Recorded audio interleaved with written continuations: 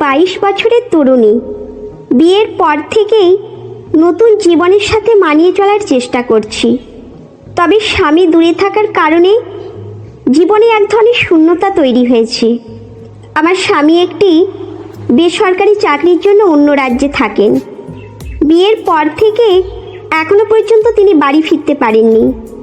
আমার শ্বশুর বাড়িতে আছি, যেখানে আমার 19 বছর বয়সী দেওর পীযূষ, শ্বশুরমশাই এবং তার বৃদ্ধা মা থাকেন। আমার শাশুড়ি প্রায় 2 বছর আগে মারা গেছেন, সেই জন্য বাড়ির দায়িত্ব আমার ওপর পড়েছে। স্বামী না থাকার কারণে বাড়িতে যে নির্ভরতা আর নিরাপত্তা থাকতো তা আর নেই। আমার শ্বশুরমশাই নিজের ঘরে থাকেন এবং পীযূষ আমার সঙ্গী হলেও আমরা আগে যেভাবে দাবা খেলতাম সেটা আর হয় না। দাবা খেলা আমার ভীষণ প্রিয়। শ্বশুরবাড়িতে আসার পর থেকেই স্বামীর সঙ্গে দাবা খেলে খেলে দিনগুলো কেটে যেত। তবে স্বামী বাড়িতে না থাকার কারণে এখন দাবা খেলার আগ্রহটাও হারিয়ে ফেলেছি। মন যেন সারাক্ষণ অস্থির হয়ে থাকে। আমি বুঝতে পারছিলাম আমার ভেতরে থাকা খেলাধুলার প্রতি যে ভালোবাসা আর আগ্রহ আছে তার পূরণ হচ্ছে না। একদিন আমি পীযূষের সঙ্গে দাবা খেলার কথা বললাম। পীযূষ একটু দ্বিধায় পড়ে বলল, ভাবিজি, অনেক দিন ধরে খেলিনি, তবে আপনার জন্য চেষ্টা করতে পারি। এই কথা শুনে আমি একটু হেসে বললাম, চেষ্টা করতে তো ক্ষতি নেই। আমি জানতাম পীযূষ ভালো খেলোয়াড়, কিন্তু সে আমার সাথে বেশিরভাগ সময় হারার ভান করত। আমরা খেলতে বসে গেলাম, কিন্তু সেদিন পীযূষ যেন অন্যরকম ছিল। তার চোখে কিছু অদ্ভুত চিন্তা ভেসে আসছিল।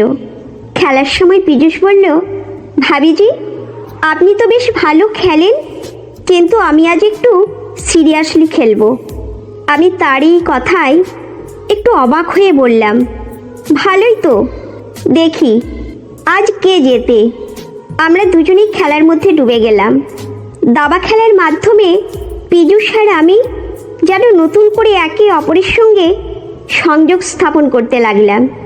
এইভাবে একদিন খেলতে খেলতে আমাদের সম্পর্ক আরও ঘনিষ্ঠ হতে লাগলো।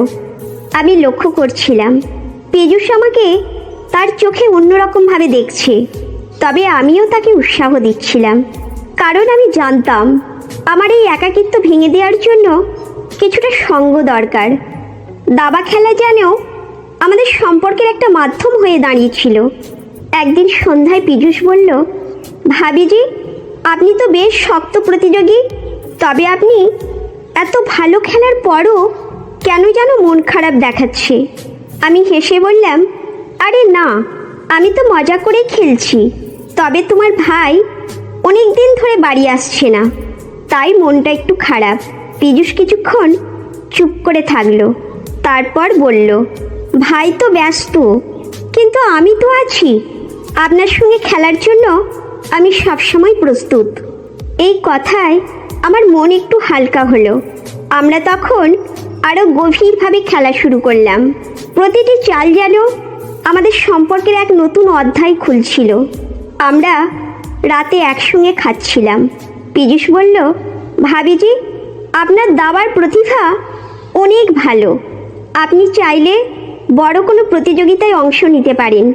আমি হেসে বললাম, তোমার সঙ্গে খেলেই তো আমি খুশি, তবে দেখি যদি সুযোগ পাই। আমাদের এই কথাবার্তার মধ্যে একটা গভীর বন্ধুত্ব তৈরি হচ্ছিল, যা শুধু খেলার মধ্যেই সীমাবদ্ধ ছিল না। এইভাবে প্রতিদিন দাবা খেলার মাধ্যমে আমরা আমাদের সময় কাটাতে লাগলাম।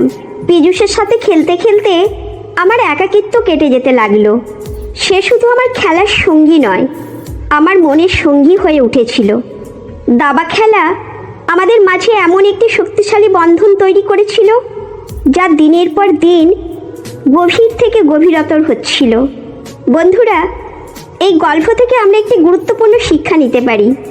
জীবনের অনেক কঠিন মুহূর্তে কোনো একটি শখ বা খেলার মাধ্যমে আমরা নিজেদেরকে নতুনভাবে খুঁজে পেতে পারি। একাকিত্ব কাটিয়ে উঠতে আমাদের এমন কিছু করতে হবে যা আমাদের আনন্দ দেয়। এবং আমাদের জীবনের সম্পর্কগুলোকে আরও মজবুত করে তোলে। তো বন্ধুরা, এই গল্পটি যদি আপনাদের ভালো লেগে থাকে তাহলে অবশ্যই চ্যানেলটি সাবস্ক্রাইব করবেন এবং আপনার মূল্যবান মতামত জানাবেন। ততক্ষণ পর্যন্ত ভালো থাকুন, সুস্থ থাকুন।